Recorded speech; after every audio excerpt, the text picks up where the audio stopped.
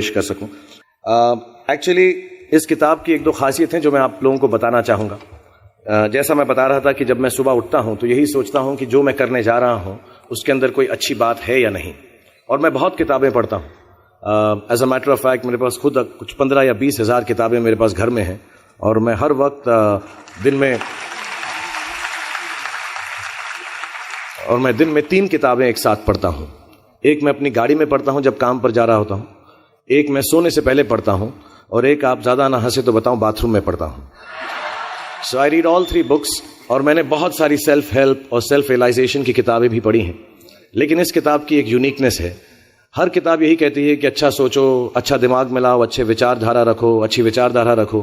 लेकिन ये किताब के अंदर बताया गया है कि किस तरह वो विचारधारा आपके अंदर उत्पन्न हो सकती है। How can this be created from the inside.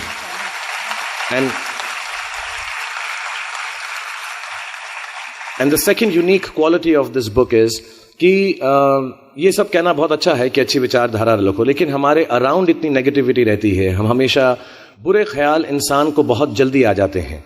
But ये किताब के अंदर ये भी बताया गया है कि कैसे वो सेंटर को, वो सोर्स को टैप करके हम बुरे ख्यालातों से बचें। As a matter of fact ये हमारी जिंदगी की सबसे बड़ी लड़ाई होनी चाहिए। मैं इस किताब में से 2 पंक्तियां आपको बताना चाहूंगा कि हमें लगता है कि विचारों वाला रावण ज्यादा शक्तिशाली है, पर उसे ताकत कहां से मिलती है? उसे ताकत हमसे ही मिलती है, हमारी सोच से मिलती है।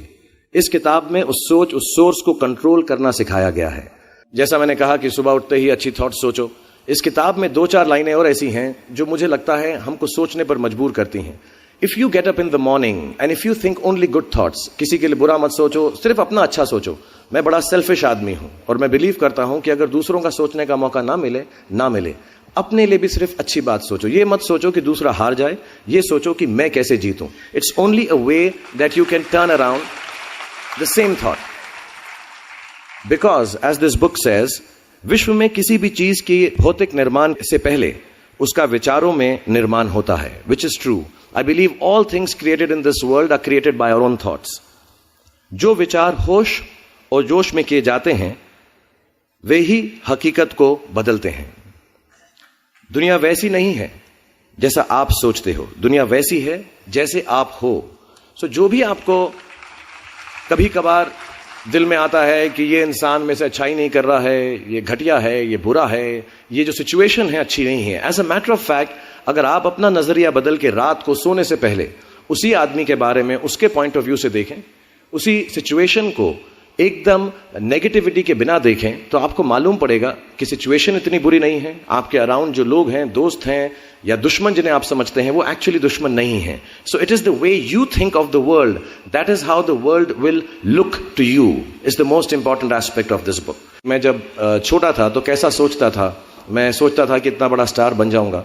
आई रिमेंबर मैंने टीवी में एक सीरियल किया था, आप लोग शायद बहुत सारे यहाँ पे छोटे इन्होंने देखा नहीं होगा, एक फौजी सीरियल किया था मैंने। एंड पहली बार जब मैं सड़क में जा रहा था तो मैंने देखा 2 औरतें 3 व्हीलर में हैं, और सडनली उन्होंने मुझको देखा। मेरा नाम उस सीरियल में अभिमन्यु राय था, फौजी में। और सडनली उन्होंने मुझे देखा और मैंने नोट किया कि उनके मुंह पे इतनी बड़ी मुस्कान आ गई है मुझे देखते ही कि हाय शाहरुख शाहरुख, ऐसा करके वो चिल्लाने लगे। And to me the greatest moment in my life and the greatest desire in my life became कि मैं लोगों को मुस्कुराने की रीजन दे सकूं, उनको मुस्कुराने का रीजन दे सकूं।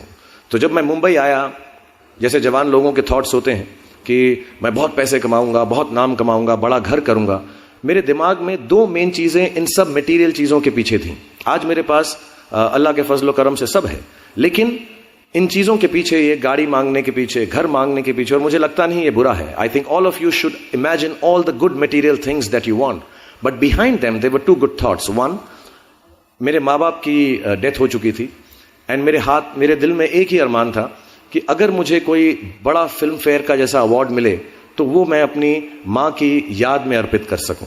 तो my main dream was that I should win the award and become so big that my mother can see me from heaven.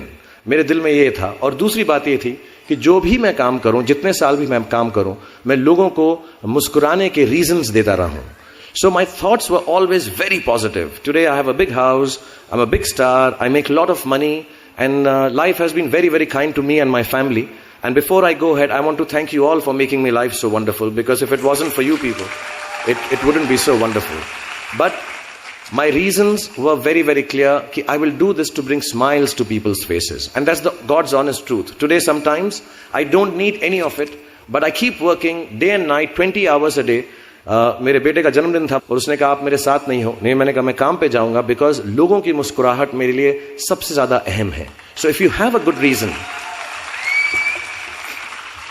if you have a good reason, all your thoughts and beliefs and everything that you want in this material world will come through.